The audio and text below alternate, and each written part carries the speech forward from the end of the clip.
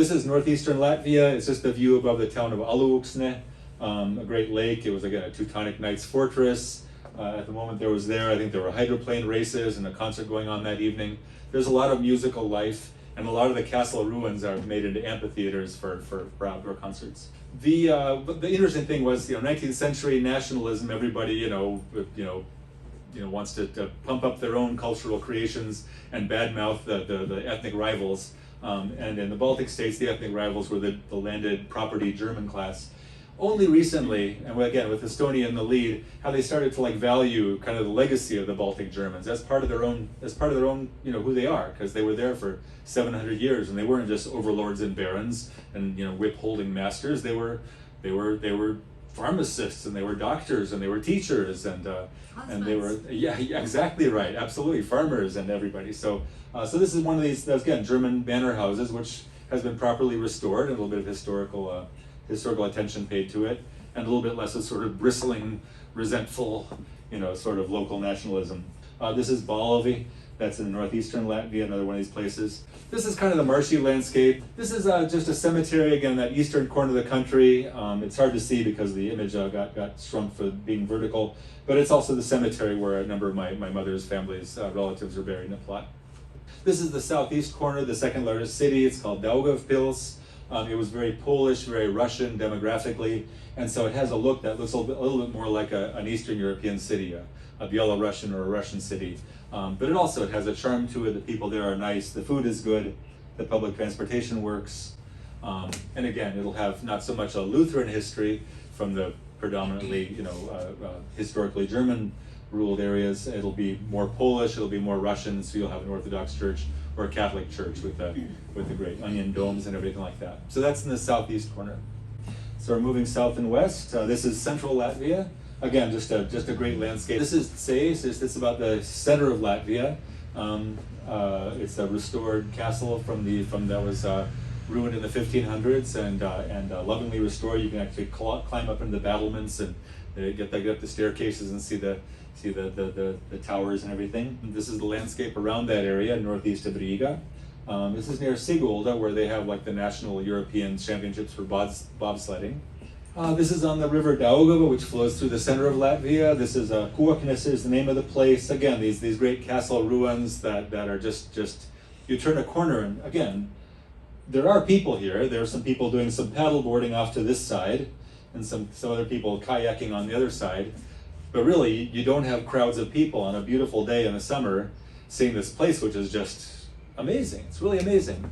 And even though the countries are very thinly populated and don't have a lot of resources, they take a lot of attention to maintaining their beautiful places beautifully. This is Riga, the capital city. That's the National Opera House. And again, you'll see it's a city that had originally kind of a German kind of character to it, but it grew to an industrial city in the Russian Empire in the 1800s, early 1900s. And so you just have a lot of Northern European kind of architecture. This young woman here is in the museum shop of sect of Alberti, which is the largest, I guess, concentrated collection of Art Nouveau architecture in Europe, all in one place, still intact. Latvians sing in choirs, I sing in choirs, there are folk singing groups, there are concerts, open air concerts going on all the time. International song festivals, yeah. Choir music, ensemble music, folk music are just a huge part of the culture. Let's see. There's Riga again. Again, it's just it's the old part of the city, but the streetcars are very quaint and cool.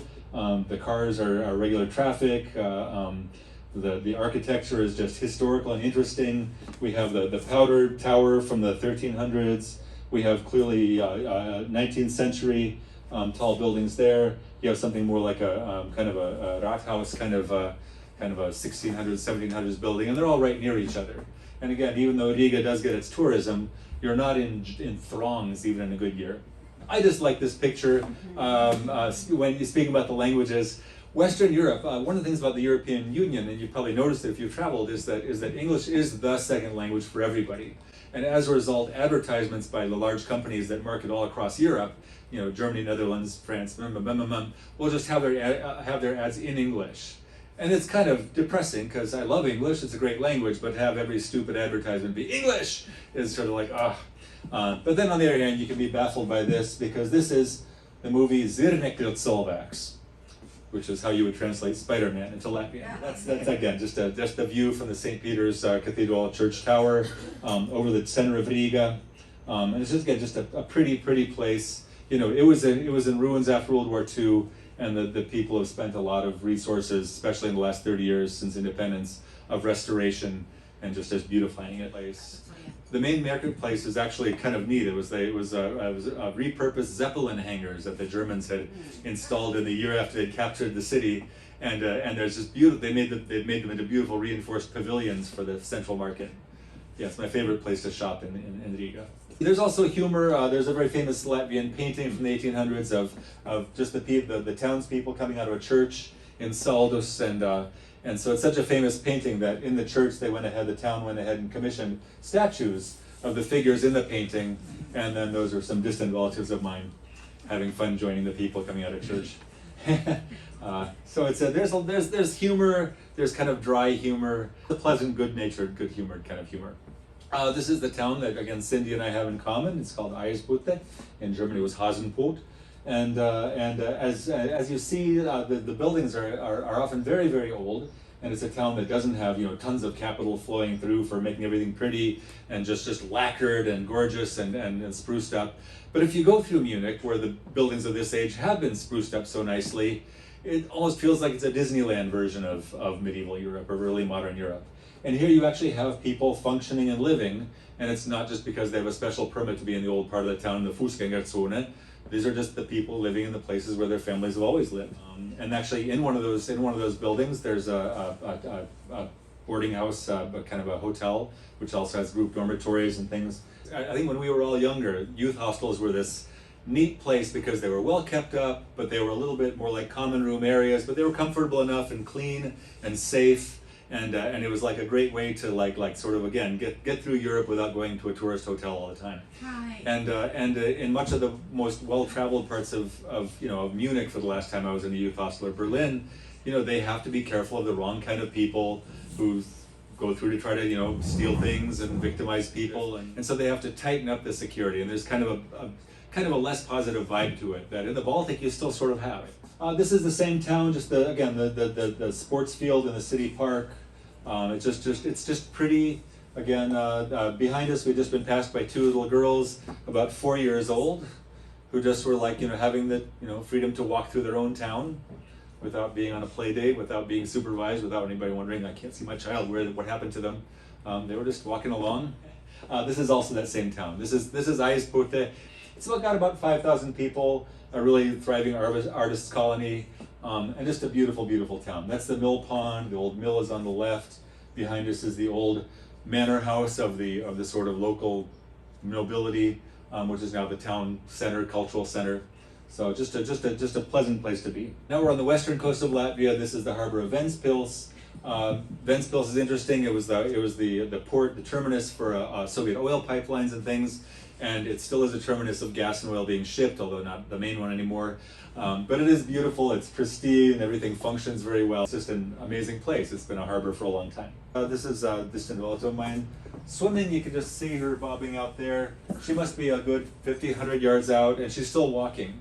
And the Baltic coast all the way along the western coast of Latvia has this nice sandy beaches, and it's actually wadeable for yards and yards and yards out.